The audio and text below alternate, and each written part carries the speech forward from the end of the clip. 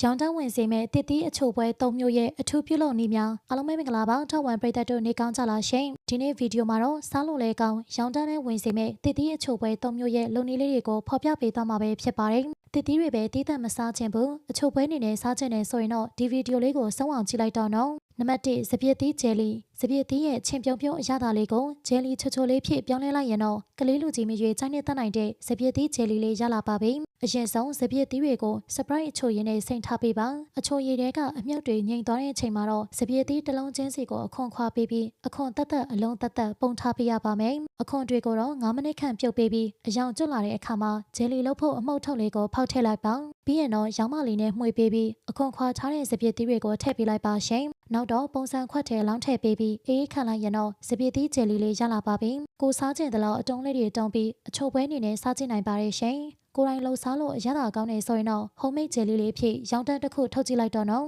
နံပါတ်2 blueberry chocolate cake blueberry ကဒီအတိုင်းစားရင်တော့ချိုချိုချင်းချင်းလေးနဲ့စားလို့ကောင်းတဲ့အသီးတစ်မျိုးပါဒါကမှ chocolate နဲ့ဒိန်ညင်တို့ရောဆက်လိုက်တဲ့အခါမှာအကောင်းဆုံးအချိုပွဲအနေနဲ့ပြောင်းလဲနိုင်မှာအသေးချပါပဲအရင်ဆုံးရေစစ်ဆေးထားတဲ့ blueberry တွေကိုလေးတောင်ပုံစံတိတ်တိတ်တက်တက်လေးစီးပေးလိုက်ပါပြီးရင်တော့အပေါ်ကနေ chocolate တွေဆန်ပေးပြီးအေးခံပေးထားရပါမယ် chocolate တွေအေးခဲသွားတဲ့အခါမှာ blueberry သီးတွေလည်း chocolate ခဲလို့အချက်လိုက်လေးဖြစ်လာတဲ့အခါဒိန်ချင်းထပ်အုပ်ပေးပြီးအပေါ်ကနေနောက်ထပ် blueberry chocolate carry ကိုထပ်အုပ်ပေးလိုက်ပါပြီးရင်တော့နောက်တစ်ခေါက်ရေခဲတစ်တာတွေထည့်ပေးပြီးအေးခန့်လိုက်ရင်တော့အရသာရှိတဲ့ blueberry chocolate carry တွေရလာပါပြီ blueberry ရဲ့ချိုချိုချင်းချင်းလေးကို chocolate နဲ့ဒိန်ချင်းတို့ပေါင်းဆက်ပြီးအကောင်ဆုံးအချိုပွဲလေးဖြစ်ကိုယ်တိုင်လှုပ်ရှားကြည့်လိုက်တော့နော်လွယ်ကူရိုးရှင်းပြီးလုံးရတာလည်းမခက်တာမလို့လိုင်းလှုပ်ရှားကြည့်လို့ရတယ်လို့ရောင်တန်းတစ်ခုအနေနဲ့လည်းထုံရောင်းကြည့်လို့ရမယ်အချိုပွဲတစ်ခုဖြစ်တာမလို့မျှဝေပေးလိုက်ပါတယ်နံပါတ်3တရက်သီးဒိန်ချင်း cream နောက်ဆုံးအချိုပွဲတစ်ခုကတော့တရက်သီးဒိန်ချင်းရိုပါဒါကလည်းအရန်ကိုလွယ်ကူရိုးရှင်းပြီးစားလို့ကောင်းတာမလို့လုံနည်းလေးကိုမျှဝေပေးလိုက်ပါတယ်